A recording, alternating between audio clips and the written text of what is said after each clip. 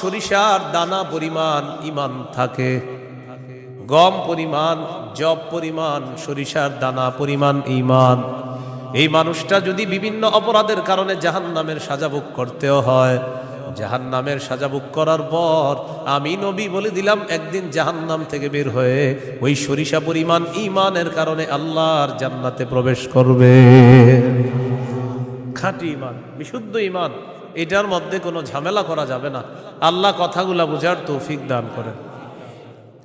দোকানের শাটারটা লাগাইতেছেন, অর্ধেক শাটার আপনি নিছেন, মুয়াজ্জিন মসজিদের মধ্যে বলে কদ কামাতিস সালাহ, কদ কামাতিস সালাহ, নামাজ দাঁড়ায় গেছে, নামাজ দাঁড়িয়ে গেছে। এই টাইমে কাস্টমার এসে কয় 10,000 টাকার সদায় লাগবে, টেনশনে পড়ে গেলেন, নামাজ 10,000, নামাজ 10,000, নামাজ 10,000, পুরাই টেনশনে আছে। আল্লাহ তাআলা বলেন সম্পদ যেন তোমাদেরকে আল্লাহর থেকে দূরে সরায় না দেয়। নামাজ দাঁড়িয়ে গেছে, আপনি শাটারও লাগাইতেছেন নামাজে যাওয়ার জন্য, আল্লাহ তাআলা বলেন এই শোনো সম্পদ যেন আল্লাহর থেকে দূরে সরায় না দেয়। কাস্টমার কয় 10,000, মুয়াজ্জিন কয় কদ কামাতিস সালাহ, টেনশনে পড়ে গেছে, কি করব? সূরা তাহার 132 নম্বর আয়াতে আল্লাহ বলেন লা নাসআলুকা রিজকা নাহনু নারযুকুকা, নবী আপনার কাছে আমি রিজিক চাই না, আমি আপনারে রিজিক দেই। পরিবারকে নামাজের কথা বলেন, নিজে নামাজ পড়েন। নামাজের পর আল্লাহ তাআলা রিজিকের কথা কেন বললেন? কারণ রিজিকের টেনশনে মানুষ নামাজ থেকে দূরে থাকে। আল্লাহ বলেন বান্দা তুমি নামাজে যাও, আমি তোমার থেকে রিজিক চাই না, আমি আল্লাহ তোমাকে রিজিক দিয়ে দেই। আল্লাহ তাআলা বলেন ইন কানা আবাউকুম, যদি তোমাদের মা বাবা, ও আবনাউকুম, যদি তোমাদের সন্তান, ওয়া ইখওয়ানুকুম, যদি তোমাদের ভাই বোন, ওয়া আজওয়াজুকুম, যদি তোমাদের বিবি, ওয়া আশিরাতুকুম, যদি তোমাদের পরিবার আত্মীয় স্বজন, ওয়া আমওয়ালুন ইখতারাফতুমুহা, যদি তোমাদের উপার্জিত সম্পদ, ওয়া তিজারাতুন তাখশাউনা কাসাদাহা, তোমাদের ব্যবসা, যেই ব্যবসায় লস হওয়ার টেনশনে থাকো, ওয়া মাসাকিনু তারদাউনাহা, যে বাসস্থান তোমরা অনেক ভালোবাসো, আহাব্বা ইলাইকুম মিনাল্লাহ ওয়া রাসূলিহি ওয়া জিহাদিন ফি সাবিলি, আল্লাহ তাআলা বলেন এই 8টা জিনিস যদি আল্লাহ এবং তার রাসূল চাইতে তোমাদের কাছে বেশি প্রিয় হয়, ফাতারাব্বাসু, অপেক্ষা করো, হাত্তা ইয়াতি আল্লাহু বিআমরি, আল্লাহ তাআলা গজব নিয়ে আসার অপেক্ষা করো। বলি নাউযুবিল্লাহ। কি শিখলাম? এই 8 জিনিসের প্রতি আমাদের মহব্বত আছে বেশি। আল্লাহ বলেন এইগুলা যদি আল্লাহর চেয়ে বেশি মহব্বতের হয়, নবীর চেয়ে বেশি মহব্বতের হয়, তাহলে গজবের অপেক্ষা থাকো। তাহলে কি শিখলাম? এই 8 জিনিসের চাইতে আল্লাহকে বেশি ভালোবাসা, রসুলকে বেশি ভালোবাসতে হবে। আল্লাহ তৌফিক দান করে। এখানে কয় জিনিসের ভালোবাসার কথা হলো? 8 জিনিসের ভালোবাসার কথা।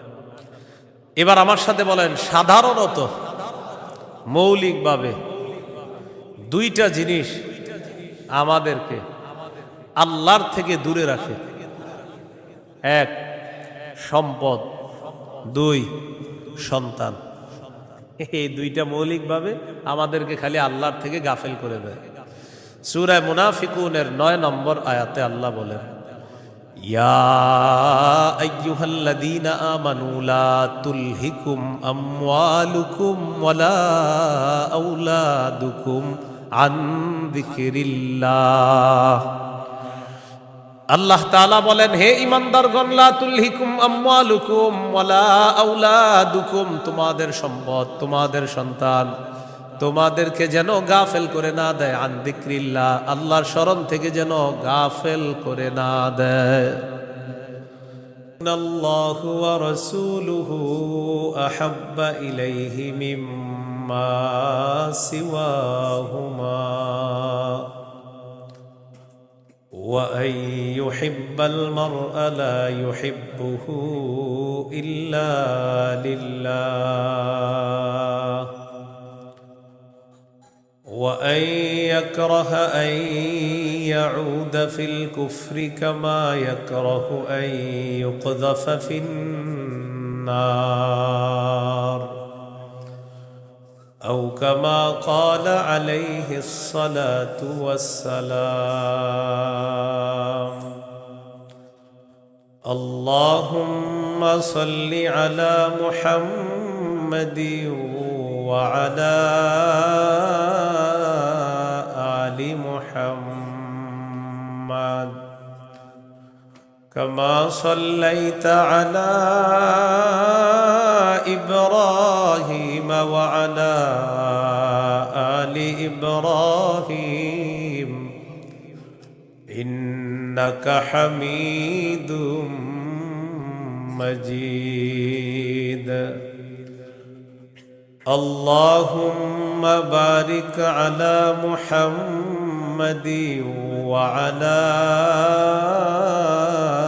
آل محمد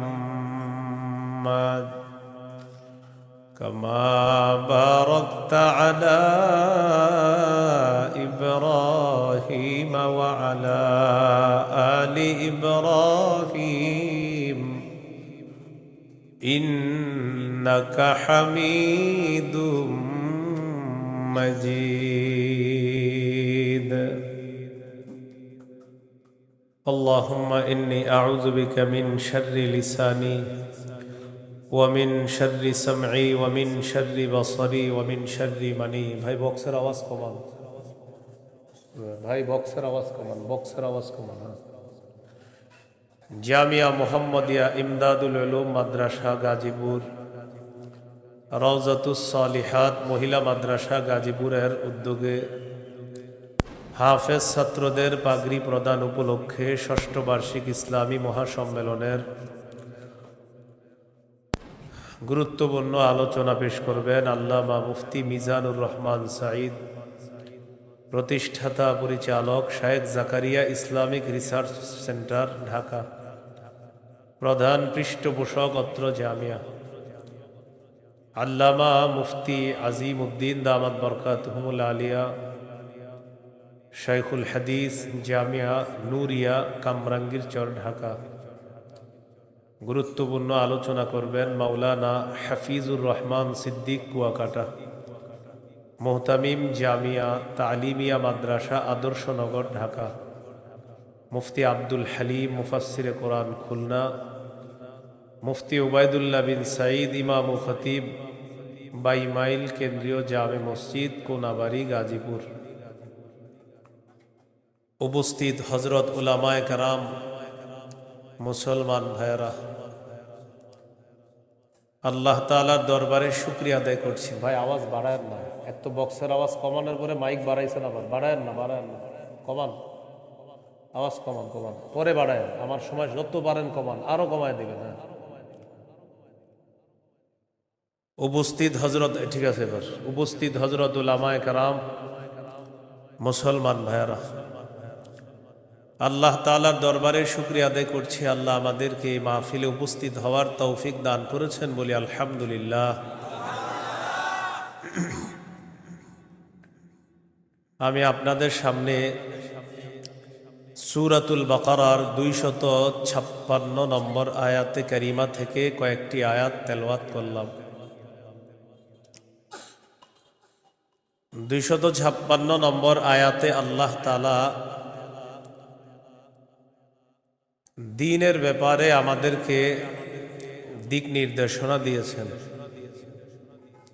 লা ইকরাহা ফিদ্দীন, দ্বীন গ্রহণ করার ক্ষেত্রে জোর করা যাবে না। কাউকে দ্বীন গ্রহণ করার ক্ষেত্রে, ইসলাম গ্রহণ করার ক্ষেত্রে জোর করা যাবে না। তবে ইসলামের দাওয়াত দেওয়া যাবে, ইসলামের সৌন্দর্যতা তাদের সামনে পেশ করা যাবে। সূরা আলী ইমরানের 19 নম্বর আয়াতে আল্লাহ বলেন, ইন্নাদ-দীনা ইনদাল্লাহিল ইসলাম, নিশ্চয়ই দ্বীন আল্লাহর কাছে ইসলাম। এটা হলো আয়াতের অনুবাদ। নিশ্চয়ই দ্বীন আল্লাহর কাছে ইসলাম, মানে আল্লাহর কাছে একমাত্র দ্বীন হলো ইসলাম। সূরা আলী ইমরানের 85 নম্বর আয়াতে আল্লাহ বলেন, وَمَن يَبْتَغِ غَيْرَ الْإِسْلَامِ دِينًا فَلَن يُقْبَلَ مِنْهُ। যে ব্যক্তি ইসলাম ছাড়া অন্য কোনো দিনকে গ্রহণ করে, অন্য কোনো কিছুকে দিন হিসাবে গ্রহণ করে, ফালাই ইউকবাল মিন, এটা তার থেকে গ্রহণ করা হবে না। কেউ যদি ইসলাম ছাড়া অন্য কোনো কিছুকে দিন হিসাবে গ্রহণ করে, এটা তার থেকে গ্রহণ করা হবে না, মানে ইসলাম ছাড়া অন্য কোনো দিন গ্রহণযোগ্য না। এটা অন্যকে দাওয়াত দিয়ে বোঝানো যাবে। জাহিলি যুগের বন্ধা নারীরা, যাদের সন্তান হয় না,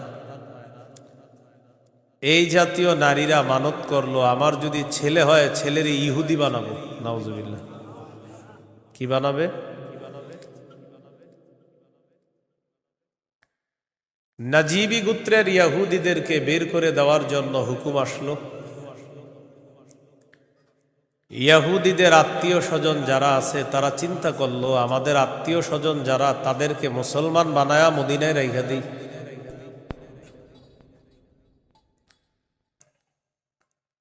হুসাইন আল আনসার নামে নবীর একজন সাহাবী, তিনি রাসূল সাল্লাল্লাহু আলাইহি সাল্লামের কাছে গেলেন, গিয়ে বললেন, ইয়া রাসূলুল্লাহ,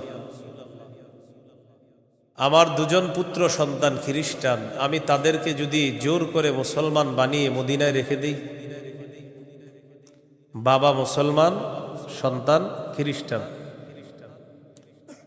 রাসূলুল্লাহ সাল্লাল্লাহু আলাইহি সাল্লামকে বললেন, আমি আমার দুই পুত্রকে যদি জোর করে মুসলমান বানিয়ে রেখে দেই, তখন আল্লাহ তাআলা সূরা বাকারার 256 নম্বর আয়াত নাজিল করলেন, লা ইকরাহা ফিদ্দীন। ইসলাম গ্রহণ করার ক্ষেত্রে জোর করা যাবে না। কদ তাবায়্যানার রুশদু মিনাল গাই। হেদায়েত স্পষ্ট হয়ে গিয়েছে গুমরাহি থেকে, পথভ্রষ্টতা থেকে। কোনটা হেদায়েত, কোনটা গুমরাহি, এটা মানুষের কাছে স্পষ্ট। এই কথা আল্লাহ কেন বললেন? হেদায়েত মানুষের সামনে এখন স্পষ্ট, এখন যদি মানুষ গ্রহণ না করে, এটা তার হতভাগা হওয়ার লক্ষণ। যদি সে গ্রহণ করে, এটা তার সৌভাগ্য, সে একজন সৌভাগ্যবান। সে সৌভাগ্যবান হওয়ার লক্ষণ হবে যদি হেদায়েত গ্রহণ করে। জোর করে বলা যাবে না তুমি মুসলমান হতেই হবে। ফামান ইয়াকফুর বিত-তাগুতি ওয়া ইউমিন বিল্লাহ ফাকাদ ইসতামসাকা বিল উরওয়াতিল ওয়াসকা লা ইনফিসামা লাহা। হেদায়েত স্পষ্ট হয়ে যাওয়ার পরেও যারা তাগুতকে অস্বীকার করবে, আল্লাহকে যারা বিশ্বাস করবে, হেদায়েত আর গুমরাহি দুইটা স্পষ্ট হয়ে যাওয়ার পর যারা তাগুতকে অস্বীকার করবে তথা পথভ্রষ্টতাকে বর্জন করবে, ওয়া ইউমিন বিল্লাহ, আর যারা আল্লাহকে বিশ্বাস করবে, ফাকাদ ইসতামসাকা বিল উরওয়াতিল ওয়াসকা, সে এমন এক মজবুত হাতলকে আঁকড়ে ধরলো, লা ইনফিসামা লাহা, যেই মজবুত হাতল কখনো ছুটে যাওয়ার সম্ভাবনা নাই। এমন এক মজবুত হাতল, যেই মজবুত হাতল তাকে জান্নাতে পৌঁছায় দিয়েছে। এটা হলো তাওহীদ। বলেন, এটা কি? তাওহীদ। তাগুত দ্বারা উদ্দেশ্য হলো যত সীমা লঙ্ঘনকারী আছে সবাই। আল্লাহ তাআলা বলেন, ফামান ইয়াকফুর বিত-তাগুতি ওয়া ইউমিন বিল্লাহ, যারা তাগুতকে অস্বীকার করবে আর আল্লাহকে বিশ্বাস করবে, ফাকাদ ইসতামসাকা বিল উরওয়াতিল ওয়াসকা লা ইনফিসামা লাহা, তারা এমন এক মজবুত হাতল আঁকড়ে ধরলো যেটা ছুটে যাওয়ার সম্ভাবনা নাই, বিচ্ছিন্ন হওয়ার সম্ভাবনা নাই। এই মজবুত হাতলের নাম হলো তাওহীদ, আল্লাহর একত্ববাদ স্বীকার করা। তাওহীদের মৌলিক 4টি শর্ত। প্রিয় ভাইয়েরা, কয় শর্ত? 1 নম্বর, আল্লাহ ছাড়া কোনো ইলাহ নাই এই বিশ্বাস নিয়ে মৃত্যুবরণ করা। 2 নম্বর, আল্লাহ ছাড়া কোনো ইলাহ নাই এই কথা মুখে বলবো, পাশাপাশি এই কথায় সামান্যতম সন্দেহ করা যাবে না।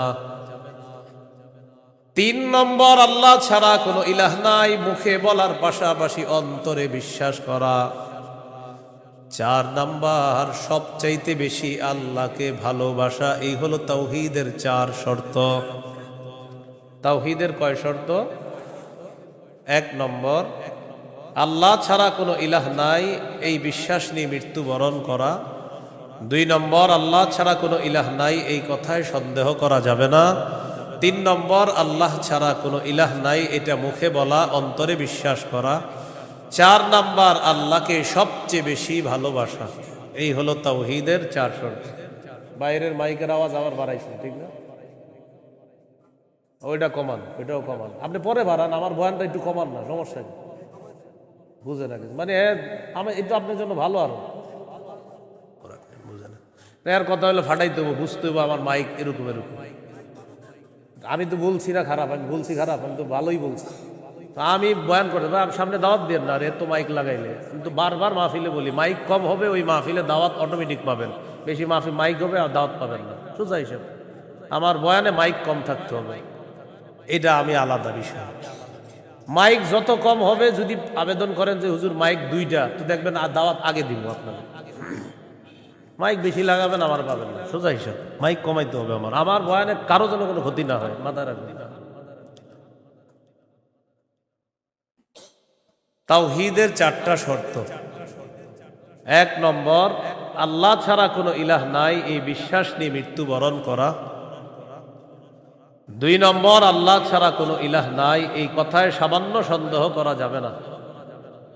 3 নম্বর, আল্লাহ ছাড়া কোনো ইলাহ নাই এটা মুখেও বলা, অন্তরে বিশ্বাস করা। 4 নাম্বার, আল্লাহকে সবচেয়ে বেশি ভালোবাসা। 1 নম্বর শর্ত, আল্লাহ ছাড়া ইলাহ নাই এই বিশ্বাস নিয়ে মৃত্যুবরণ করা। সহিহ বুখারীর 26 নম্বর হাদিস। এই হাদিসের বর্ণনাকারী উসমান রাদিয়াল্লাহু তাআলা তিনি বলেন, عن عثمان رضي الله تعالى عنه قال قال رسول الله صلى الله عليه وسلم من مات وهو يعلم أنه لا إله إلا الله دخل الجنة। নবীজি বলেন, কেউ যদি এই বিশ্বাস নিয়ে মারা যায় আল্লাহ ছাড়া কোনো ইলাহ নাই, আমি নবী বলে দিলাম দাখালাল জান্নাহ, সে জান্নাতে প্রবেশ করবে। সহিহ বুখারীর বর্ণনা 1237 নম্বর হাদিস, 1237। জিবরিল আমিন নবীর কাছে আসছে, আসার পর বললেন, বাশির উম্মাতাকা আন্নাহু মান মাতা মিন উম্মাতিক লা ইউশরিকু বিল্লাহি শাইআ দাখালাল জান্নাহ। জিবরিল আমিন আসছে, আসার পর বলে, ইয়া রাসূলুল্লাহ, আপনার উম্মতের মধ্যে যারা শিরিক না করে মারা যাবে, আল্লাহ তাআলা আমাকে পাঠিয়েছে আপনাকে বলার জন্য, শিরিক করা ছাড়া যারা মারা যাবে আপনি ওই উম্মতকে জান্নাতে প্রবেশের সুসংবাদ জানায়া দেন। বুঝে আসছেন সবার? তাহলে 1 নাম্বার, আল্লাহ ছাড়া কোনো ইলাহ নাই এই বিশ্বাস নিয়ে মৃত্যুবরণ করা। একদিন এক ফেরেশতা নবীজির কাছে আসছে। নবীজি সাল্লাল্লাহু আলাইহি সাল্লাম বলেন, তানি আতিম মির রাব্বি ফাখায়্যারানি বাইনা আন ইউদখিলা নিসফা উম্মতি আল জান্নাহ ওয়া বাইনা আশ-শাফাআহ। নবী বলেন, একজন ফেরেশতা আমার কাছে আসছে, আসার পর আমাকে 2টি বিষয়ের স্বাধীনতা দিয়েছে, যে কোনো একটা গ্রহণ করার জন্য। ফেরেশতা আমাকে বলল, হাবিব, আপনি যদি চান আপনার অর্ধেক উম্মত আপনি জান্নাতে নিতে পারবেন, আর যদি চান আপনি সুপারিশ করতে পারবেন, তবে 2টি গ্রহণ করা আপনার জন্য। এই সুযোগ আপনি পাবেন না, যে কোনো একটি গ্রহণ করতে হবে। হয়তো অর্ধেক উম্মত জান্নাতে নিবেন, না হয় আপনি সুপারিশ গ্রহণ করবেন। আমাদের নবী বলেন ইখতারতুশ শাফাআ, আমি সুপারিশ করাটাই আল্লাহর থেকে গ্রহণ করে নিলাম। বলেন তবে, বলেন সবাই বলেন তবে। এই সুপারিশ শুধু তারাই পাবে যারা শিরিক করবে না। নবীজি বলেন ওয়াহিয়া লিমান লা ইউশরিকু বিল্লাহি শাইআ, আমার সুপারিশ শুধু তারাই পাবে যারা আল্লাহর সাথে শিরিক করবে না, তারাই শুধু আমার সুপারিশ পাবে, অন্যরা কিন্তু আমার সুপারিশ পাবে না। সহিহ বুখারীর বর্ণনা 99 নম্বর হাদিসে আল্লাহর নবীর সাহাবী আবু হুরায়রা রাদিয়াল্লাহু তাআলা আন নবীকে প্রশ্ন করলেন, মান আসআদুন নাসি বিশাফাআতিকা ইয়াউমাল কিয়ামাতি ইয়া রাসূলুল্লাহ। হুজুর, কিয়ামতের ময়দানে আপনার সুপারিশের মাধ্যমে কোন ব্যক্তি সবচেয়ে সৌভাগ্যবান হবে আমাকে একটু বলেন। নবীজি বললেন, আবু হুরায়রা, আমি জানতাম তোমার আগে এই প্রশ্ন আমাকে কেউ করবে না। লিমা রাআইতু মিন হিরসিকা আলাল ইলম, ইলমের প্রতি তোমার যে আগ্রহ, বিদ্যার প্রতি তোমার যে আগ্রহ, আমি জানতাম তোমার আগে এই প্রশ্ন আমাকে কেউ করবে না, তুমি যেই প্রশ্নটা করছো। তো যেহেতু তুমি প্রশ্নটা করেই ফেলছো, উত্তরটা নাও। আসাদুন নাসি বিশাফাআতি ইয়াউমাল কিয়ামাতি মান ক্বালা লা ইলাহা ইল্লাল্লাহ খালিসাম মিন কিবালি নাফসি। কোন ব্যক্তি যদি দিল থেকে বলে লা ইলাহা ইল্লাল্লাহ আর এই বিশ্বাস নিয়ে যদি মারা যায়, কিয়ামতের ময়দানে আমার সুপারিশের মাধ্যমে এই ব্যক্তি সবচাইতে সৌভাগ্যবান বান্দা হয়ে যাবে। কি শিখলাম বলেন? লা ইলাহা ইল্লাল্লাহ। তিরমিজির বর্ণনা 3592 নম্বর হাদিস। قال رسول الله صلى الله عليه وسلم মা আব্দুন ক্বালা লা ইলাহা ইল্লাল্লাহ মুখলিসান কাত্তু ইল্লা ফুতিহাত লাহু আবওয়াবুস সামাই হাত্তা তুফজিয়া ইলাল আরশ। নবীজি বলেন, কোন বান্দা যদি একবার ইখলাসের সাথে লা ইলাহা ইল্লাল্লাহ পাঠ করে, আল্লাহর আসমানের সবগুলা দরজা খুলে দেওয়া হয়, তার লা ইলাহা ইল্লাল্লাহ যেন আরশ পর্যন্ত পৌঁছে যায়। তাওহীদের কয় শর্ত ভুলে গেছে? কয় শর্ত? 1 নম্বর, আল্লাহ ছাড়া ইলাহ নাই, এই বিশ্বাস নিয়ে মরতে হবে। 2 নম্বর, আল্লাহ ছাড়া কোনো ইলাহ নাই, এই কথায় সামান্য সন্দেহ করা যাবে না। সূরা হুজুরাতের 15 নম্বর আয়াতে আল্লাহ বলেন, ইন্নামাল মুমিনুনা আল্লাযীনা আমানু বিল্লাহি ওয়া রাসূলিহি সুম্মা লাম ইয়ারতাবু وجاهدوا بأموالهم وأنفسهم في سبيل الله أولئك هم الصادقون। আল্লাহ তাআলা বলেন, প্রকৃত ঈমানদার হলো তারা যারা আল্লাহকে বিশ্বাস করে, রাসূলকে বিশ্বাস করে, সামান্য সন্দেহ করে না। ওয়াজাহাদু বিআমওয়ালিহিম ওয়া আনফুসিহিম ফি সাবিলিল্লাহ, যারা নিজেদের জান মাল নিয়ে আল্লাহর রাস্তায় লড়াই করে। আল্লাহ বলেন, উলাইকা হুমুস সাদিকুন, আমি আল্লাহ তাদেরকে কোরআনে খাঁটি সত্যবাদী বলে ঘোষণা করলাম। এরা খাঁটি সত্যবাদী, আল্লাহকে বিশ্বাস করে, রাসূলকে বিশ্বাস করে, একটু সন্দেহ করে না। 3 নম্বর শর্ত, লা ইলাহা ইল্লাল্লাহ, আমি মুখে উচ্চারণ করলাম আল্লাহ ছাড়া কোনো ইলাহ নাই, অন্তরেও বিশ্বাস করা। মুখে বললাম আল্লাহ ছাড়া কোনো ইলাহ নাই, অন্তরে যদি ঝামেলা থাকে এটা হবে মুনাফিক মার্কা শয়তান, নেফাকি হবে। এটা কি হবে বলেন তো? সবাই বলেন কি হবে? নেফাকি হবে। মুখে বলতে হবে, অন্তরেও স্বীকার করতে হবে। সূরাতুল ফাতহির 11 নম্বর আয়াতে আল্লাহ বলেন, ইয়াকুলুনা বিআলসিনাতিহিম মা লাইসা ফি কুলুবিহিম, তারা তাদের মুখ দিয়ে এমন কথা বলে যা তাদের অন্তরের কথা না। তাহলে বলেন তো, তাওহীদের 3 নম্বর শর্ত, মুখে বললাম একটা আর অন্তরে আরেকটা, শর্ত পূরণ হবে? মুখে যা বলবো অন্তরেও তা যদি হয়, এটা 3 নম্বর শর্ত পূরণ হবে। অন্তরে যদি ঈমান সরিষার দানা পরিমাণও হয় একদিন জান্নাতে যাবে।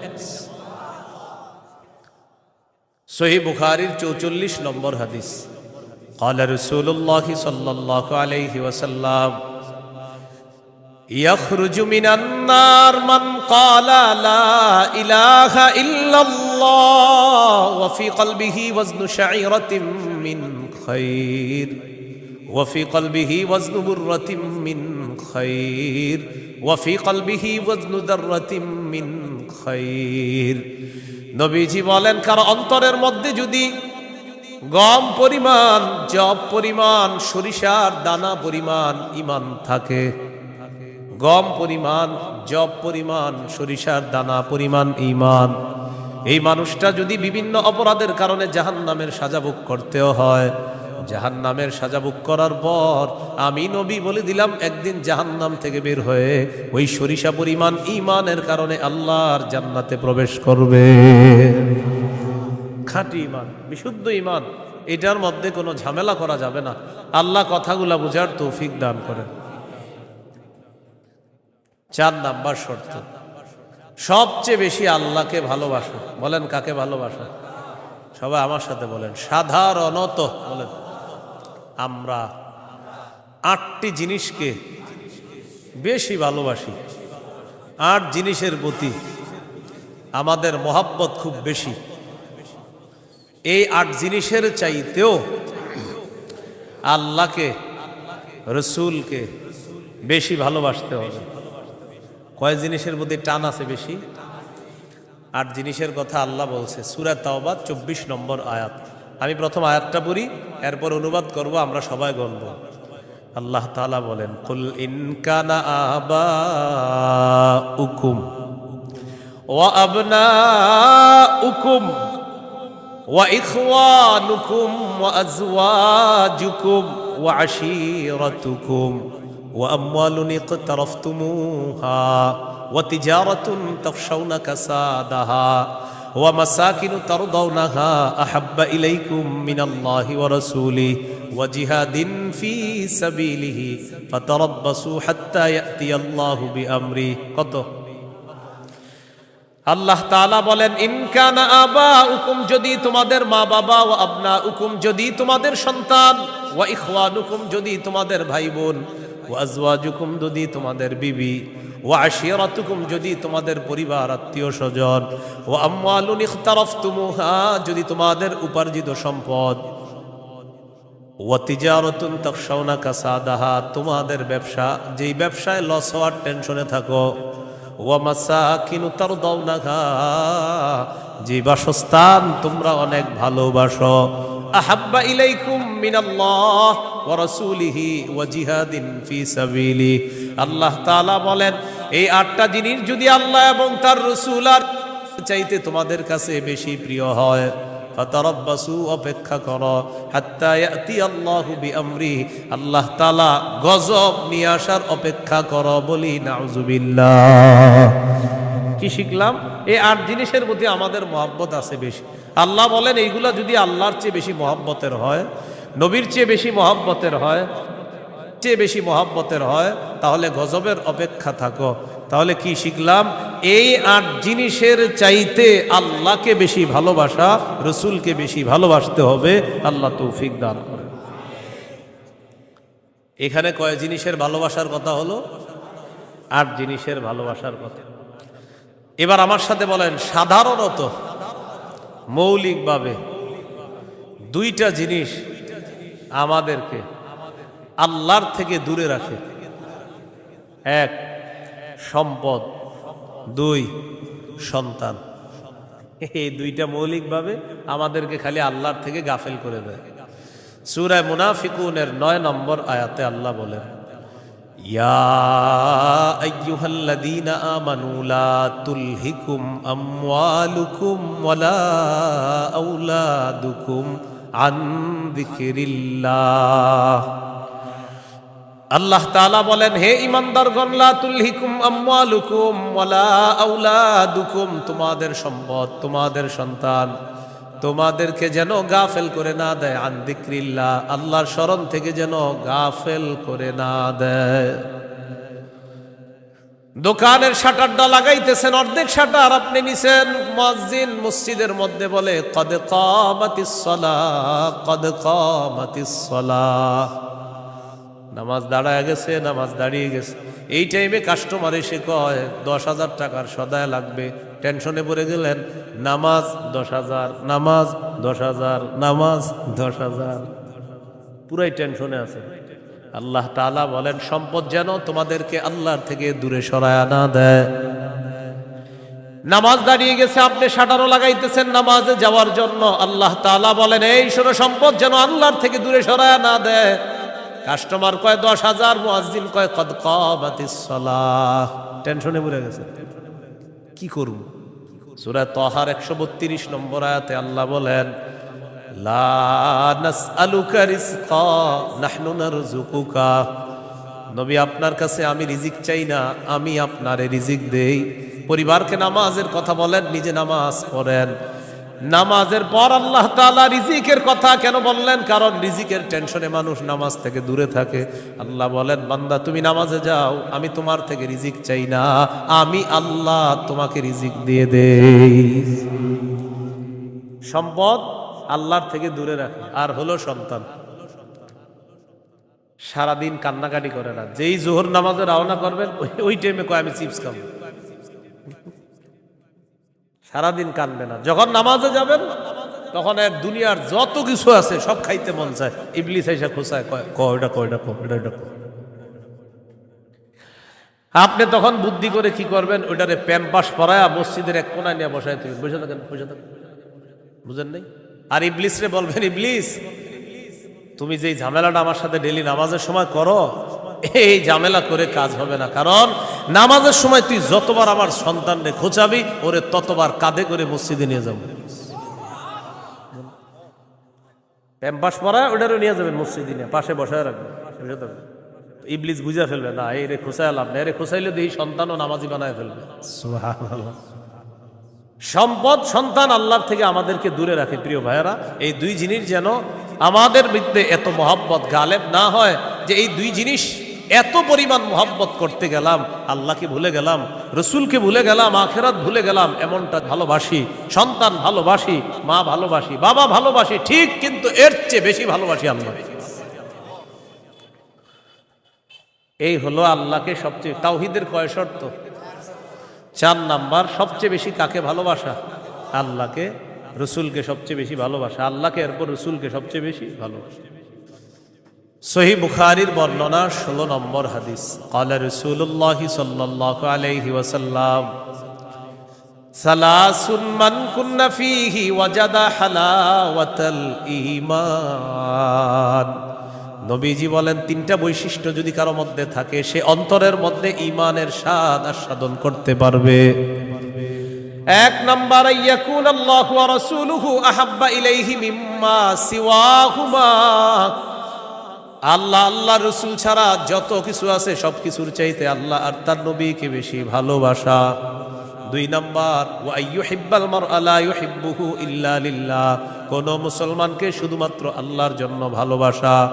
3 নাম্বার, আইয়াকরাহা আইয়াউদা ফিল কুফরি কামা ইয়াকরাহু আইয়ুকযাফা ফিন্নার, আগুনের মধ্যে পুড়ে যাওয়া যেমন অপছন্দ, তেমনি ভাবে কুফরি করাটাও এমন অপছন্দ হওয়া।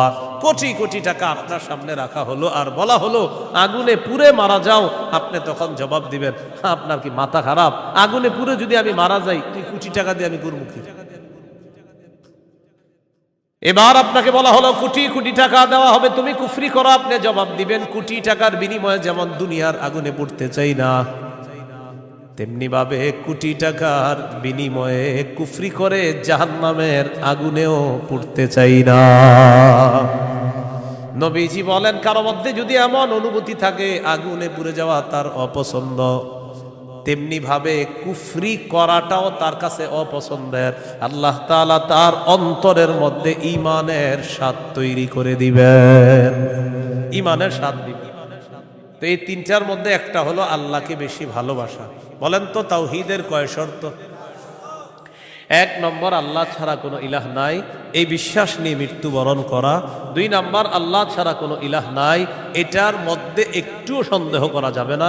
3 নম্বর, আল্লাহ ছাড়া কোনো ইলাহ নাই, এটা মুখে বলা, অন্তরে স্বীকার করা, বিশ্বাস করা। 4 নম্বর, আল্লাহকে সবচেয়ে বেশি ভালোবাসা। এই 4 শর্ত পূরণ করে আমরা যেন কবরে যেতে পারি, আল্লাহ তাআলা তৌফিক দান করেন। এরপরে আল্লাহ বলেন, ওয়াল্লাহু সামিউন আলিম, আল্লাহ সর্বশ্রোতা, সর্বজ্ঞানী। এটা হলো সূরা বাকারার 256 নম্বর আয়াত। এখন আপনাদেরকে 56 নম্বর আয়াত থেকে জিজ্ঞাসা করতে চাই, একটা হলো তাগুতের দল আর একটা হলো আল্লাহর দল। দুনিয়াতে মৌলিকভাবে মানুষের দল 2টা, একটা হলো হিজবুল্লাহ আল্লাহর দল, আর একটা হিজবুশ শয়তান শয়তানের দল। এই 2 দল মৌলিকভাবে মানুষের মধ্যে সূরা মুজাদালায় 2 দলের কথা আছে। তো এই 2 দলের মধ্যে আমরা কার দলে থাকবো? আল্লাহর দলে না শয়তানের দলে? আল্লাহর দলে আমরা যারা থাকবো, আল্লাহ আমাদের অভিভাবক হয়ে যাবে। এই কথাটা আল্লাহ সূরা বাকারার 257 নম্বর আয়াতে বলতেছে। মন দিয়ে শুনেন কি বল। আল্লাহু ওয়ালিয়ুল্লাযীনা আমানু, যারা ঈমানদার তাদের অভিভাবক আল্লাহ। সুবহানাল্লাহ। আপনারা মাঝে মাঝে এমনি দোয়া করতে পারেন না, আল্লাহ আপনি আমার অভিভাবক, আল্লাহ আপনি অভিভাবক। আল্লাহ সূরা বাকারা 257 নম্বর আয়াতে বলছেন, আপনি আমার অভিভাবক। আল্লাহ আমি তো সমস্যায় আছি, আমারে সমাধান করে দাও। এইভাবে বলতে হবে, আল্লাহ আপনি বলছেন আপনি আমার অভিভাবক, আল্লাহ আপনি আমার সমস্যা সমাধান করে দেন। এইভাবে আল্লাহকে বলতে হবে। আল্লাহু ওয়ালিয়ুল্লাযীনা আমানু, আল্লাহ বলেন যারা ঈমানদার তাদের অভিভাবক হলেন আল্লাহ। ইউখরিজুহুম মিনাজ যুলুমাতি ইলান নূর, আল্লাহ তাআলা অভিভাবক ঈমানদারদেরকে অন্ধকার থেকে বের করে আলোর দিকে আল্লাহ তাআলা নিয়ে যায়। ওয়াল্লাযীনা কাফারু আউলিয়াউহুমুত তাগুত, আর যারা কাফের তাদের অভিভাবক হলো শয়তান। বলেন তো ঈমানদারের অভিভাবক কে? কাফেরের অভিভাবক কে? উলাইকা আসহাবুন নারি হুম ফিহা খালিদুন। আল্লাহ বলেন যারা তাগুতের অনুসারী তারা চিরস্থায়ীভাবে জাহান্নামে থাকবে। বলি নাউজুবিল্লাহ। তাগুত বলা হয় যত সীমা লঙ্ঘনকারী আছে, জালেম, সব তাগুত। এই তাগুত এটা পুরুষ হোক আর মহিলা হোক, এই তাগুত যারা এরা জালেম অথবা জালেমা, সব তাগুত। তবে কষ্টের বিষয় আর দুঃখের বিষয়, আমরা বারবার এক তাগুত ছেড়ে আরেক তাগুতকে ধরি। এক তাগুত ছেড়ে আরেক তাগুতকে কি করি? ধরি। কেন ধরি জানেন? বৃষ্টি থেকে বাঁচার জন্য ঝর্ণা নিচে এসে দাঁড়ায় আর কি। কোথায় দাঁড়াই? বাঁচার জন্য কি থেকে কোথায় এসে দাঁড়াই? এক তাগুতকে ছেড়ে আরেক তাগুত ধরা, মানে বৃষ্টি থেকে বাঁচার জন্য ঝর্ণার নিচে এসে দাঁড়ায়। ভাই কিছু ঘটনাকে ঝর্ণার নিচে কেন? আর বললেন না বাইরে বৃষ্টি, তো এনে কি? এই জন্য মনে রাখবেন, শত্রু এটা কখনো বন্ধু হবে না। এরে আপনি যতই মনে করেন বন্ধু, এই শত্রু সব সময় শত্রু। সূরা মাঈদার 51 নম্বর আয়াতে আল্লাহ বলে দিয়েছেন। এবার আল্লাহ তাআলা কি বলে দেখেন, সূরা বাকারার 257 নম্বর আয়াতগুলো, 258 নম্বর আয়াতে আল্লাহ তাআলা এবার আমাদের আকীদা বিশুদ্ধ করবে। কি বিশুদ্ধ করবে বলেন তো? দুনিয়াতে আমাদের অভিভাবক কে? বেঁচে আছি কে বাঁচিয়ে রাখছেন? মৃত্যু দিবেন কে? মৃত্যুর পর জীবিত করবেন কে? এই আকীদাটা এখন আল্লাহ তাআলা সংশোধন করবে যে শোনো, আমি তোমাদেরকে বাঁচিয়ে রাখছি, মৃত্যুর পর আমি জিন্দা করব, কিন্তু এখানে কোনো সন্দেহ করবা না। এই আকীদা 258, 259, 260 এই 3 আয়াতের মধ্যে আল্লাহ আমাদেরকে আকীদা দিয়ে দিবেন। দুনিয়াতে যেমন তোমাদেরকে রাখছি আমি, আখিরাতেও তোমাদেরকে আবার পুনরুত্থান করব, এই ক্ষমতাও আমি আল্লাহর। সূরা বাকারা 258, 259, 260 দেখেন কি বলে। ألم تر إلى الذي حاج إبراهيم في ربه أن آتاه الله الملك إذ قال إبراهيم ربي الذي يحيي ويميت وأميت قال أنا أحيي وأميت قال إبراهيم فإن الله يأتي بالشمس من المشرق فأت بها من المغرب فبهت الذي كفر والله لا يهدي القوم الظالمين নবী আপনি কি দেখেন নাই ওই ব্যক্তির ব্যাপারে চিন্তা করেন নাই যে ব্যক্তি ইব্রাহিম নবীর সাথে তার রবের ব্যাপারে ঝগড়া করেছে, যেই রব তাকে রাজত্ব দান করেছে ওই রবের ব্যাপারে লোকটা ঝগড়া করেছে ইব্রাহিম নবীর সাথে। আল্লাহ তাআলা বলেন এই ব্যক্তি হলো বাবেল শহরের বাদশাহ নমরুদ। ইব্রাহিম নবীর সাথে ঝগড়া লাগছে, এই কারণে নমরুদকে আল্লাহ তাআলা রাজত্ব দান করছে। রাজত্ব পাওয়ার পর নমরুদ কয় আমি খোদা। ইব্রাহিম নবী বললেন আমার রব রব্বি আল্লাযী ইহয়ী ওয়া ইউমীত, আমার রব হলেন তিনি যিনি জীবন দেয়, যিনি মৃত্যু দান করেন। নমরুদ পাল্টা জবাব দিয়ে বলে ক্বালা আনা উহয়ী ওয়া উমীত, আমিও তো জীবন দেই আমিও তো মৃত্যু দেই। নাউজুবিল্লাহ। হ্যাঁ, ইব্রাহিম নবী বললেন রব তিনি যিনি জীবন দেয় মৃত্যু দেয়। নমরুদ কথা আমিও তো জীবন দিই মৃত্যু দিই। তো ইব্রাহিম নবী তাহলে আমি কি করতে হবে? আমারও রব মানো, কারণ আমিও জীবন দিই মৃত্যু দিই। ইব্রাহিম নবী বললেন কিভাবে? জেলখানা থেকে দুইজন আসামি ধরে আনছে, একজনকে মেরে ফেলছে আর একজনকে ছেড়ে দিছে। মারার পর বলে এই যে দেখো আমি মৃত্যু দিলাম, ছেড়ে দেওয়ার পর বলে এই যে দেখো আমি জীবন দিলাম। কি ইন্টারন্যাশনাল পদ্ধতির জীবন মৃত্যু! হ্যাঁ, দুইজনকে ধরে আনছে, একটাকে হত্যা করছে আর একটাকে ছেড়ে দিছে। হত্যা করার পর বলে দেখো জীবন দিলাম মৃত্যু দিলাম, জীবন দিলাম কিভাবে? আর একটাকে ছেড়ে দিছে, এইটা ছেড়ে দেওয়ার পর বলছে আমি তাকে জীবন দিলাম। আপনারা বলেন এটা কি জীবন মৃত্যু? ইব্রাহিম নবী চিন্তা করলেন এরে এমন এক কথা বলে আটকাইতে হবে যেই কথার পরে আর ঝগড়া করবে না। قال إبراهيم فإن الله يأتي بالشمس من المشرق فأت بها من المغرب। ইব্রাহিম নবী বললেন আমার রব আল্লাহ প্রতিদিন সূর্য পূর্ব দিক থেকে উঠায়, তুমি পশ্চিম দিক থেকে উঠায় দাও। তুমিও তো রব, তোমার দাবি অনুযায়ী। নাউজুবিল্লাহ। ফাবুহিতাল্লাযী কাফার, আল্লাহ তাআলা বলেন যে ঝগড়া করছে নমরুদ কাফের, ধরাশয়ী হয়ে গেল, ঝগড়ায় হেরে গেল। মুফাসসিরিনে কেরাম বলেন নমরুদ পাল্টা বলতে পারতো ইব্রাহিম আমি সূর্য পশ্চিম দিক থেকে উঠাতে পারবো না, তোমার রব আল্লাহ প্রতিদিন পূর্ব দিক থেকে সূর্য উঠায়, আমি তো পারবো না। তুমি তোমার রব আল্লাহকে বলো সূর্যটা যেন পশ্চিম দিক থেকে উঠায় দেখা দেয়। মুফাসসিরিনে কেরাম বলেন নমরুদ বুঝে শুনেই পাল্টা চ্যালেঞ্জ দেয় নাই। কেন দেয় নাই? নমরুদ কিন্তু চ্যালেঞ্জ দিতে পারতো পাল্টা, ইব্রাহিম তুমি আমারে বললা আমি যেন সূর্য পশ্চিম দিক থেকে উঠাই, তোমার রব যেহেতু পূর্ব দিক থেকে উঠায়, তো পাল্টা প্রশ্ন করতে পারতো নমরুদ ইব্রাহিম আমি তো পারলাম না, তোমার রব আল্লাহকে বলো আল্লাহ যেন সূর্যটা পশ্চিম দিক থেকে উঠায় দেখায়। মুফাসসিরিনে কেরাম বলে নমরুদ এটা বুঝে শুনেই পাল্টা প্রশ্ন করে নাই, কারণ নমরুদ জানে এই প্রশ্ন করলে ইব্রাহিম চ্যালেঞ্জ গ্রহণ করবে, আল্লাহকে বলবে আল্লাহ সাথে সাথে সূর্য পশ্চিম দিক থেকে উঠায় দেখায়। আর এটা যদি করে ফেলে নমরুদের দল ছোট হয়ে যাবে, হালকা হয়ে যাবে। এই জন্য নমরুদ আর পাল্টা চ্যালেঞ্জ দেয় নাই। বলেন তো নমরুদকে রাজত্ব দিয়েছিল কে? দেওয়ার পর বলে আমি খোদা। কি বলে? আমি খোদা।